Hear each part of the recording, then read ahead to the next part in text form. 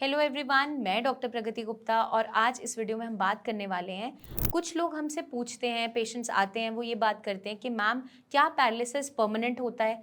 क्या ये ठीक हो सकता है कभी या हमेशा इस बीमारी के साथ जीना पड़ेगा?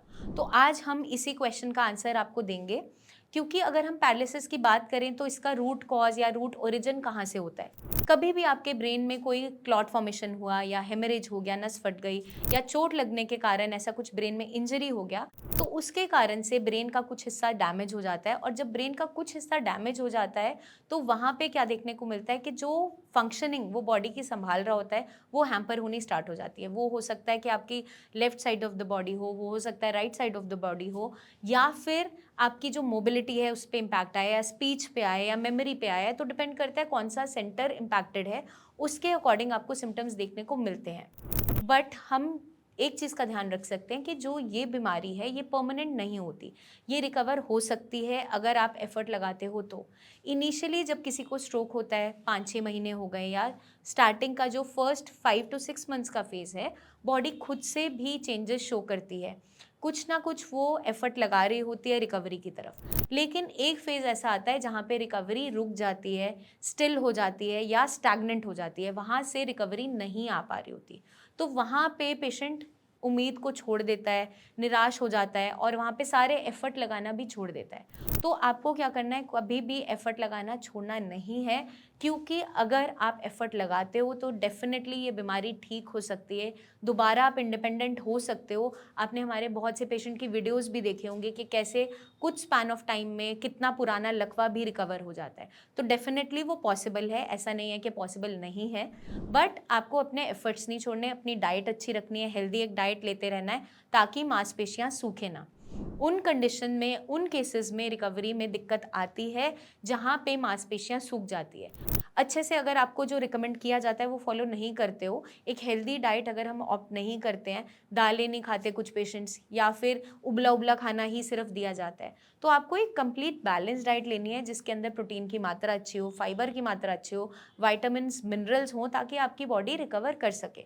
तो मांसपेशियों को कुछ नहीं होता, मसल्स अट्रॉफी में नहीं जाते और रिकवरी पॉसिबल होती है। क्योंकि ये जो दिक्कत हुई है ये ब्रेन के अंदर हुई है। आपके मसल्स पहले ठीक ठाक थे, कुछ दिक्कत नहीं थी, बट जब ब्रेन में इंजरी हुआ, चाहे किसी भी कारण से, कोई क्लॉट आया, हेमरेज हुआ, चोट लगी या फिर कोई भी इशू क्रिएट हुआ, इन्फेक्शन बना, तो उस कारण से अगर आपकी बॉडी में चेंजेस आ गए हैं, मोबिलिटी नहीं आ पा रही, तो वहाँ पे जब हमें ठीक करना है तो हमें ब्रेन की फंक्शनिंग पे वर्क करना स्टार्ट करना पड़ता है। उसको भी अगर हमें अच्छा रखना है तो डाइट अच्छी फॉलो करनी होगी। तो एक हेल्दी बैलेंस डाइट आप फॉलो करेंगे जिसमें आपके विटामिन्स मिनरल्स पूरे हैं, फाइबर है, और साथ में नट्स का इंटेक आप कर रहे हो। जो नॉन वेजिटेरियन है वो फिश, चिकन का यूज़, एग्स का यूज़ कर सकते हैं।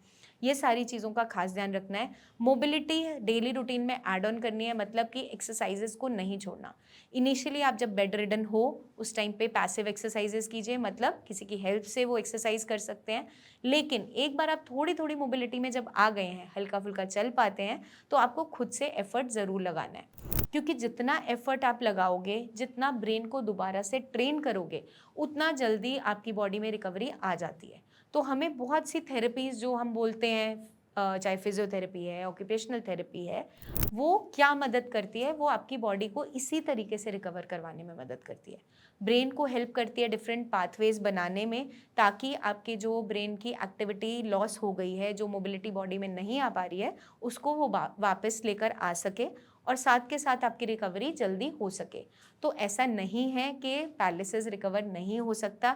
इट्स ऑल अबाउट कि आप कितना एफर्ट लगाते हो, कितनी कंसिस्टेंसी दिखाते हो और कितनी पेशेंस रखते हो।